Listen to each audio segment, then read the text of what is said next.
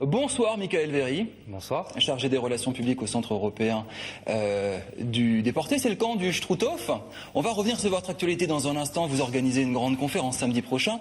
Sport et nazisme en Alsace. C'est assez étonnant. On va détailler tout ça. Avant cela, Michael, une petite réflexion. J'ai l'impression qu'on parle beaucoup du nazisme en ce moment dans l'actualité. L'Allemagne, il y a quelques jours, a confirmé la mort de, je ne vais pas confondre, Haribert Heim. C'est le fameux boucher de Mauthausen. Il a massacré plein de gens dans des camps. L'Allemagne, encore elle, va inaugurer un mémorial pour les Roms qui ont été massacrés par les nazis durant la Seconde Guerre mondiale. Et surtout, la semaine prochaine, à Strasbourg, il y a un grand forum mondial anti-nazi avec 140 ONG, 28 pays représentés. Je pensais que le nazisme avait disparu.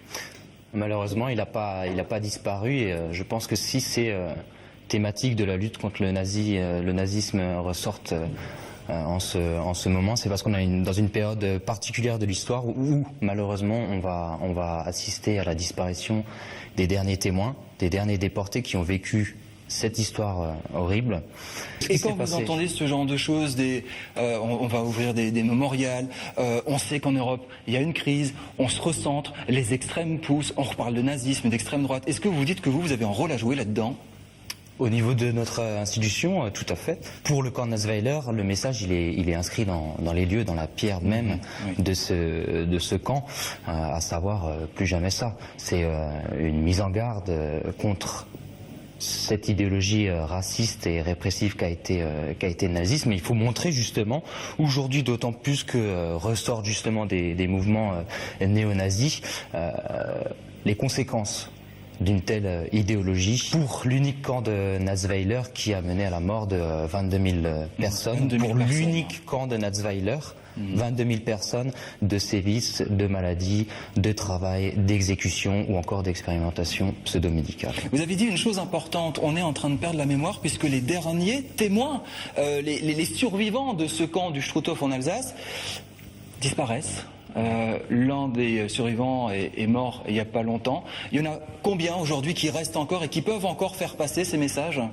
Alors, pour la France entière, je ne peux pas vous dire exactement. Pour le camp du Struthof, nous, on a peut-être une petite dizaine d'anciens déportés qui viennent régulièrement sur le site témoigner, rencontrer des élèves, leur raconter cette histoire, diffuser un message de tolérance également.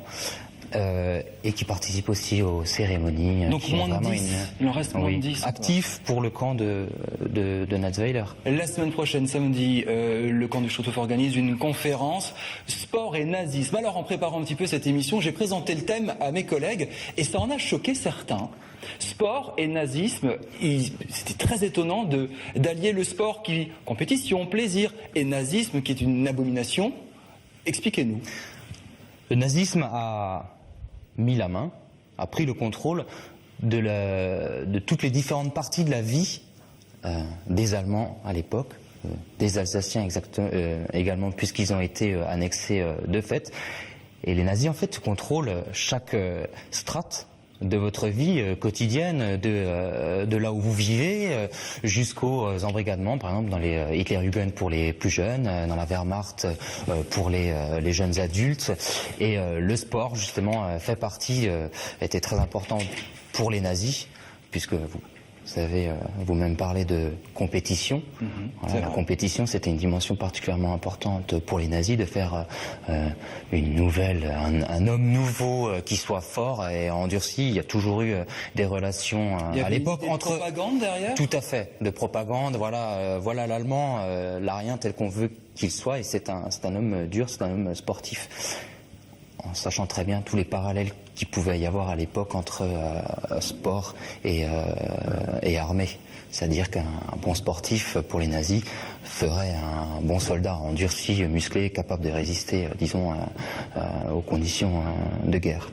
Voilà, donc je comprends que nous comprenons que ça peut paraître étrange, mais c'est justement cette dimension qu'on essaie de mettre en avant, c'est-à-dire le sport, en quelque sorte, vu par les nazis, Et c'est un peu le nazisme dans la société, justement, c'est ce qu'on disait tout à l'heure. Oui. Ce sont ces mouvements d'extrême droite un petit peu partout qui distillent des idées. Ça a commencé comme ça. Tout à fait, tout à fait. Ça peut paraître anodin justement de créer des organisations comme les Hitlerjugend et de proposer aux jeunes de faire des activités sportives, mais voilà, ils se sont pas, sans doute pas assez méfiés de la portée idéologique que pouvaient contenir ces organisations. Sport et nazisme en Alsace et ailleurs, c'est la semaine prochaine, samedi 13 octobre, au camp du Struthof, grande conférence avec des historiens, il y aura des images, c'est ça, il y aura des films, plein de choses tout autour de ça. Merci beaucoup Michael Véry de nous avoir fait partager ce moment avec nous dans Pas très cathodique.